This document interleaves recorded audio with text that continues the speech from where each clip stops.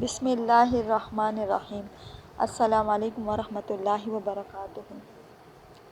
جس شخص نے مکہ میں آتے ہی کعبے کا طواف کیا قبل اس کے کہ اپنے مکان میں جائے، ام المومنین عائشہ صدیقہ رضی اللہ عنہا سے روایت ہے کہ سب سے پہلا کام جو رسول اللہ صلی اللہ علیہ وآلہ وسلم نے مکہ میں آتے ہی کیا یہ تھا کہ آپ صلی اللہ علیہ وآلہ وسلم نے وضو کیا،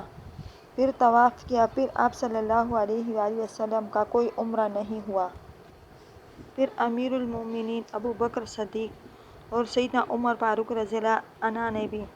اسی طرح پھر حج کیا۔ حاجیوں کو پانی پلانا نہایت ضروری ہے۔ سیدنا ابن عمر رضی اللہ عنہ کہتے ہیں کہ سیدنا عباس بن عبد المطلب رضی اللہ عنہ نے رسول اللہ صلی اللہ علیہ وآلہ وسلم سے منی کی راتوں میں حاجیوں کو پانی پلانے کے لیے مکہ میں رہنے کی درخواست کی تو آپ صلی اللہ علیہ وآلہ وسلم نے انہیں اجازت دے دی۔ سیدنا ابن عباس رضی اللہ عنہ سے روایت ہے کہ رسول اللہ صلی اللہ علیہ وآلہ وسلم سبیل کے پاس تشریف لائے اور آب زمزم نوش طلب فرمایا تو سیدنا عباس رضی اللہ عنہ نے اپنے بیٹے سے کہا کہ اے فضل رضی اللہ عنہ، اپنی ماں کے پاس جاؤ اور رسول اللہ صلی اللہ علیہ وآلہ وسلم کے لیے پانی لے آؤ۔ آپ صلی اللہ علیہ وآلہ وسلم نے فرمایا کہ مجھے یہیں پانی پلا دو۔ سیدنا عباس رضی اللہ عنہ نے عرض کیا کہ یا رسول اللہ، لوگ اس میں اپنے ہاتھ ڈالتے ہیں، تو آپ صلی اللہ علیہ وآلہ وسلم نے فرمایا کہ تم مجھے اسی میں سے پلا دو۔ چنانچہ آپ صلی اللہ علیہ وآلہ وسلم نے اسی میں سے پانی پیا، پھر آب زمزم کے پاس تشریف لائے اور وہاں لوگ کنویں سے پانی کھینچ کھینچ کر پلا رہے تھے تو آپ صلی اللہ علیہ وآلہ وسلم نے فرمایا کہ اگر یہ بات نہ ہوتی کہ تم مغلوب ہو جاؤ گے، یعنی پانی پلانے کا کام تمہارے ہاتھ سے نکل جائے گا، تو بے شک میں اترتا اور رسی اس پر یعنی اپنے کاندھے پر رکھ لیتا